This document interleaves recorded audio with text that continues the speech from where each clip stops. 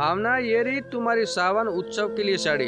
शीला भाभी ने बताया था, ठीक उसी तरह की लाया हूँ। अमित ने अपनी पत्नी भावना के हाथों में हरे रंग की चमकीली साड़ी थमाते हुए कहा। किसने कहा कि मैं सावन के उत्सव में जा रही हूँ? घर के कामों से जान छूटे तो कहीं और जाऊं। फिर बिट्टू भी तो आपसे नहीं संभाला जाता। भावना ने साड़ी बिस्तर पर पटकते हुए कहा। अमित ने भावना से कहा कि शादी के बाद पहला सावन है। तुम्हारा भले ही हमारी शादी किन हालतों में हुई हो, पर तुम अपनी इच्छाओं से मुंह ना मोड़ो। अब कोई इच्छा शेष नहीं मेरी। जब से आप ब्याह करके लाए हैं, हर पल घुट रही हूँ मैं। चूल्हे चौके, बर्तन, कपड़े और बच्चे, बस यही तो आपसे उपहार मिला है। तुम्हारी इन बातों का क्या अर्थ है?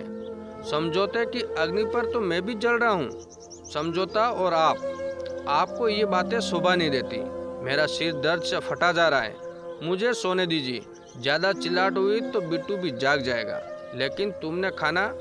अमित आगे कुछ कह पाता, इससे पहले ही भावना कमरे की बत्ती बुझाकर भीतर गई। सावन का महीना, मेंढकों के टर की आवाज़ और बादलों की गड़गड़ाहट उसे कर्णभेदी लगने लगे। सहसा समाजम बारिश शुरू हो गई और उसकी आंखों से भी गंगा की धार बहने लगी। अमित और भावना की शादी को अभी 3 महीने ही हुए थे, पर आज तक उसने अमित से सीधे मुंह बात तक नहीं की। यह जीवन भी 20 मझधार में फंस गया था। न जाने उसने कितने सपने बुने थे। यौवन की दहलीज पर जब उसने पाँव बढ़ाए थे, उसकी सखियां बस उसे यही कहा करती थी, भावना, तेरा पति तो सपनों का राजकुमार होगा और तेरा प्रेम विवाह ही होगा, देख लेना तू। पर उन्हें कहाँ पता था कि विधाता के ये खेल बड़े निराले हैं। वो तो पढ़ लिख कर एक डॉक्टर बनना चाहती थी और पूरा करना चाहती थी अपनी आकांक्षाओं, और परंतु आज भी याद है वो काली अंधेरी रात, जब उसकी दीदी आशा अपने बच्चे बिट्टू को जन्म देते ही स्वर्ग सिधार गई थी। कितनी रोई थी वो। उस दिन बिट्टू को गोद में उठाकर उसके स्पर्श से वो नन्ही सी जान उसे ही मां मानने लगा था। इन्हीं परिस्थितियों को उचित जानकर दोनों परिवार वालों ने भावना का विवाह उसके जीजा अमित से करा दिया। विद्युत विभाग में सरकारी पद होने से अमित अपने गांव से दूर शहर में ही छोटे से किराए के मकान में रहा करता था। आशा की कितनी ही यादें इन 4 दीवारों में समाई थी, इसलिए उसने यहाँ रहना ही उचित समझा। अमित ने रसोई घर में प्रवेश किया। आज खाने की मनमोहक सुगंध भी उसे रास न आई। उसे आभास ही हो गया था कि भावना ने भी खाना नहीं खाया होगा। तभी अचानक बिट्टू के रोने की आवाज़ से घर गूंज उठा। वो दबे पांव कमरे की ओर भागा जहाँ भावना और बिट्टू सोए थे। बिट्टू को गोद में उठाते हुए उसे भावना की ओर देखा और वो माथे को स्पर्श किया। अरे, उसकी देह तो अंगारे उगल रही थी। उसे तेज बुखार हो ऐसा लग रहा था। पर अभी तो रात के 12 बज रहे हैं और बारिश भी जमाजम होती दिखाई दे रही है। अभी कैसे वो भावना को लेकर किसी डॉक्टर के पास जाए। वो एकदम बाहर की ओर भागा और खिड़की से जागते हुए शीला भाभी को आवाज लगाने लगा, जो उनकी पड़ोसन थी। अमित से बहुत अपनेपन का रिश्ता था उनका। बहुत आवाज लगाने के बाद शीला भाभी भागते हुए आई और बिट्टू को गोद में लेकर उसे संभालने लगी।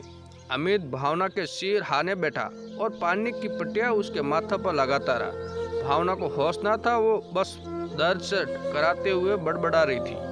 अमित ने जैसे तैसे उसे दवाई दी, फिर चादर उड़ाकर सोने को कहा। बिट्टू भी अब शांत हुआ और सो गया। शीला भाभी भी सुबह आने की बात कहकर वहां से चली गई। सावन की पहली बारिश जो थमने का नाम ही नहीं ले रही थी। सुबह के 7 बज रहे थे। रात भर बारिश होने के बाद हल्की हल्की गुनगुनाती धूप खिलने लगी थी। भावना बिट्टू के रोने की आवाज़ सुनकर जड़ से उठी और अब थोड़ा अच्छा महसूस करने लगी। कैसी हो भावना? शीला भाभी की आवाज़ उसके कानों में पड़ी। उन्होंने रात की पूरी कहानी उसके सामने जाहिर की।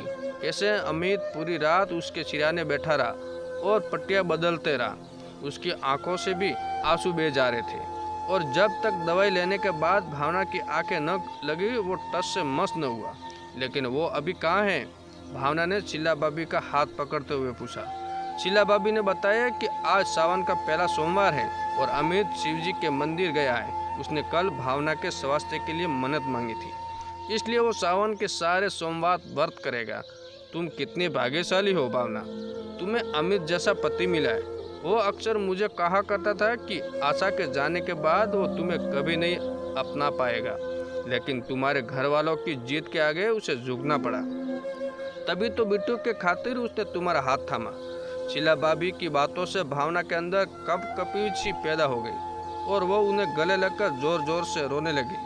सच में वो तो समझती थी कि अमित कसूरवार है, पर उसने तो बस दो परिवारों का मान रखते हुए भावना से ब्याह रचाया है।